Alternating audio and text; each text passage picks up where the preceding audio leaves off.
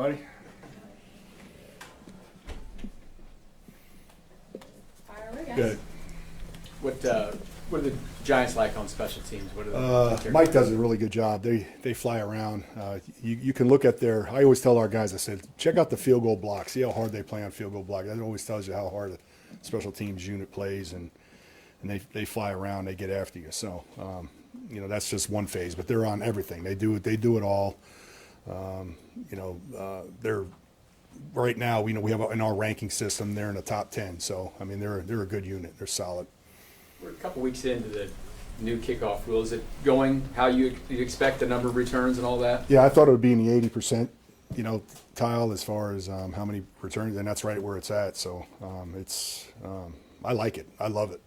I love the fact that every kickoff and every return is important, and it's good for me.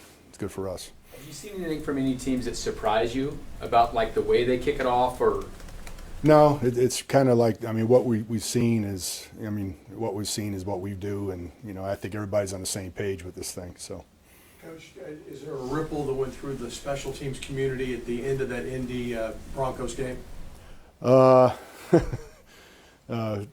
was it, the leaper? The leaper, is that what happened?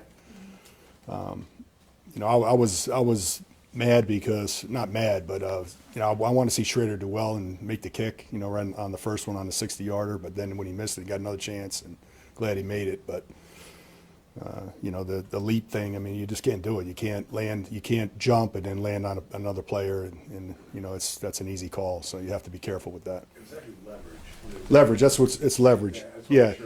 Yeah. If you jump and then if you put your hand on a player, at all, as you're jumping over, if you put your hand like that and they see it, they consider that leverage. Yeah, I said leaping, it's leverage, yeah. Dave, how many types of onside kicks do you guys work on? Oh, Bucker has, I want to say, probably 20 different kicks that he can do well.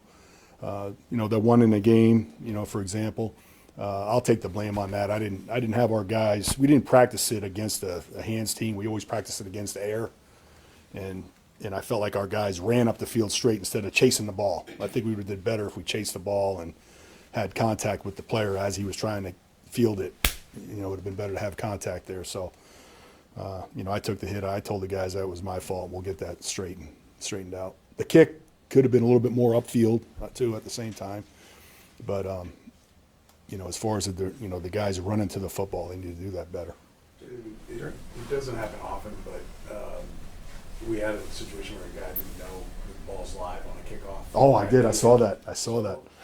I'm sure you say it, but Oh, I yeah. know I'm quite confident somebody has gone over the rules with everybody, but it obviously. Yeah, sometimes you get an older player that's with the old rules. All of a sudden, he's a returner back there, and all of a sudden he just blanks out, just forgets. Oh, it's a touchback, and he just forgets.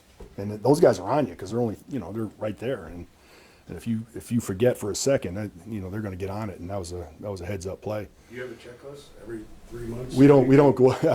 What we do is like if something like that happens, we look at all the big plays and we look at we'll look at that on Saturday night. It's all set up to look at just to remind guys what could happen. And that was a huge. That's a touchdown.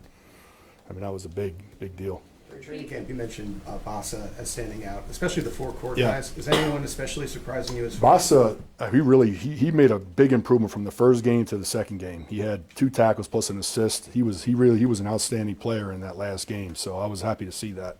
Has there been anyone else that's surprised you with how reliable? I think all the rookies done a good job.